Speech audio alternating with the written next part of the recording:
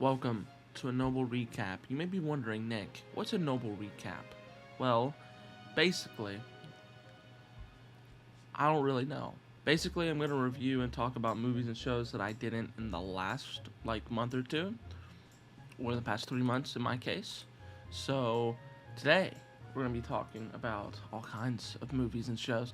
Also, if you guys want to catch this live, it's Noble VYT on Twitch, so... First off, the dreaded TV show, Friendly Neighborhood Spider-Man. I was not impressed, I'll be honest. Actually, I was really mad. The show looks like shit. This looks awful, like really bad. It is pretty crazy that people had more of an issue that Norman Osborn was black rather than the show just looking like shit. I want you guys to look at this from a different perspective. I want you guys to look. This show came out in 2010. Also, I apologize that I sound really weird. I have awful allergies today. It's really bad. This looks really, really bad. But then, like I said, you go and you look at something like this, and it just looks Spider-Man-y. It just looks good. And I like that. I like this. It just looks really good. I love it. Spider-Man's never had good animation. See, that's just untrue. If we look at all the Spider-Man shows, hold on. If we look at all the Spider-Man shows, even the original, Spider-Man show was not bad. I watch it. I watch it every now and then. It's not a bad show. Or really, I don't even think I've seen this one. But comparing Your Friendly Neighborhood Spider-Man to the original Spider-Man show, and then Ultimate Spider-Man, bro, there's no contest. It's laughable, guys. It's laughable. And I think that's what's really depressing about this is the fact that 7.4. Wow. Okay. That's wild. I would not have guessed that. I just think out of all the animations that Disney has released, in terms of Ultimate Spider-Man, even Avengers Assemble, Iron Man, all that, it looks completely awful compared to this. This just looks awful. And this right here, I forgot to touch on this. The whole streaming aspect is the stupidest shit I think I've ever seen. Give me a Spider-Man story that is just somewhat fun. I'm so tired of this dumb streaming shit. This is already a daily occurrence of people streaming. That's all you see on Twitter, everything else. I don't want to see that when I'm watching a show, especially if it's supposed to be, and this is not canon, I'm guessing, to any actual Spider-Man story. What is this, dude? This is just so stupid. Plus, dude, the character model for Peter Parker looks so awful. I don't think it could get worse. I really don't think it could get worse at this point. You know who he looks like? He looks like Archie in the 50s. Okay, do we see the issue here? Identical. This is wild. Ow, Oliver. Meow. So Friendly Neighborhood Spider-Man is a 4. And honestly, if you think anything above a 4, maybe you enjoy the animation. Like I said, for me, it's just mainly the animation. Next is Henry Danger. Now, funny story about this one, boys. I watched it when it came out on Paramount. Why? Because I might be a little stupid. I might just be just a tad bit stupid. Just a little bit. And boy, was this watching Spider-Man Lotus again, mixed with some Nickelodeon cringe shit. That's really all it was. There was really nothing else to it. The plot was awful, not gonna lie. I mean, actually, no, you know what? I wouldn't. Does anybody else just see that fake butt? Okay, so just to add at how awful this movie is, there you go. The fake punches. That is hilarious. And I don't know anyone that actually asked for this movie except a bunch of teenage girls that loved this show back in the day, which I get it. People like Jace Norman. That's cool. Henry Danger. I want to see what people gave this, actually. If this got above maybe a 5, no, even above a 4, really. Okay, so a 4.7, I don't know who the hell is rating this on Rotten Tomatoes. 83, okay. Yeah, 83% of Rotten Tomatoes is kind of crazy. In terms of nostalgia, it could be a 5. It could no, it could be a 4 actually. It could be a 4 with nostalgia. Invincible season 3. Now, boys, this is where it gets good. I was gonna make a video on this, and I don't know why I didn't initially.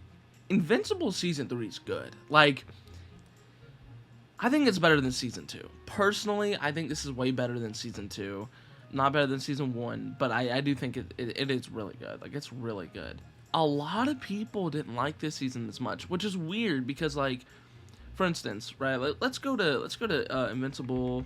So season 1 was a 98, season 2 was a 100%.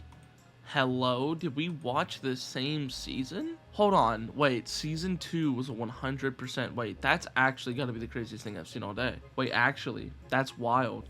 I gotta say, I did enjoy a good amount of the storyline. I think it was rushed a lot in the end, though. I feel like it could have been, like, paced a little better. Or half of this show season, just talking, going back and forth between Eve and Mark. Guys, we get it, okay? We understand they like each other. Please, for the love of God, stop showing us rooftop scenes and just scenes in general where Mark is about to crash out. Please, between those two, I really, it was rough. These guys are funny. I love these guys. These guys are really fun. I hate they die, but, like, they're very funny.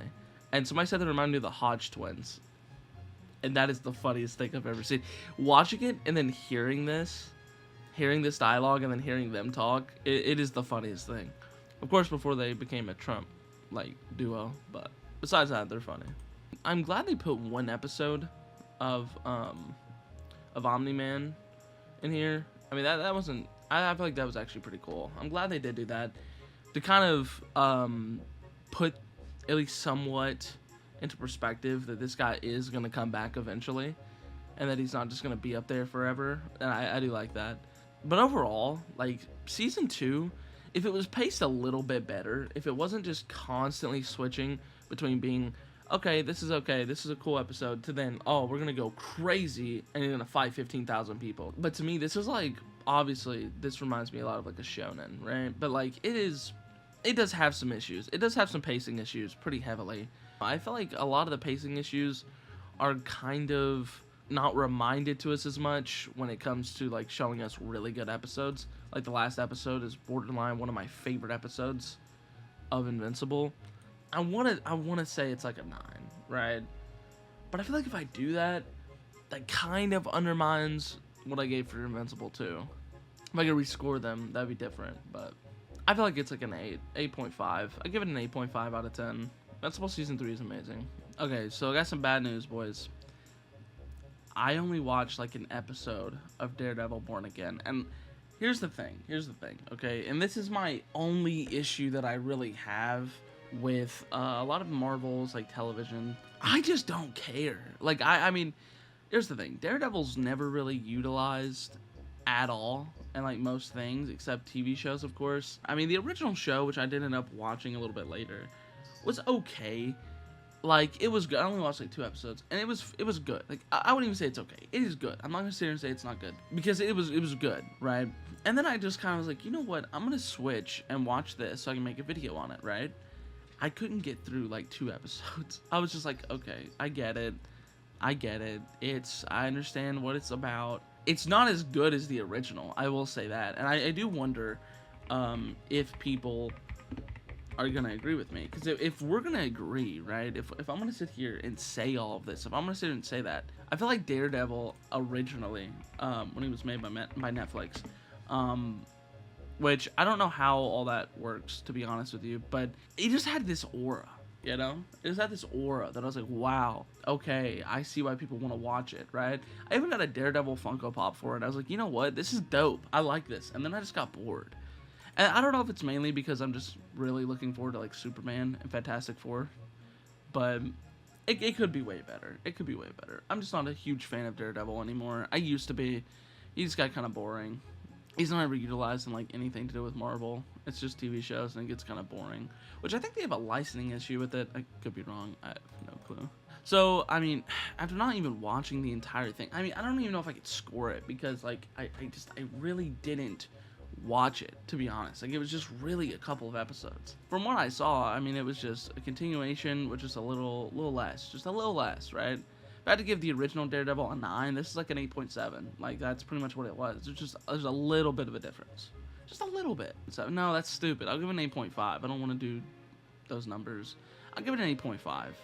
Alright, boys. That's been the Noble Recap.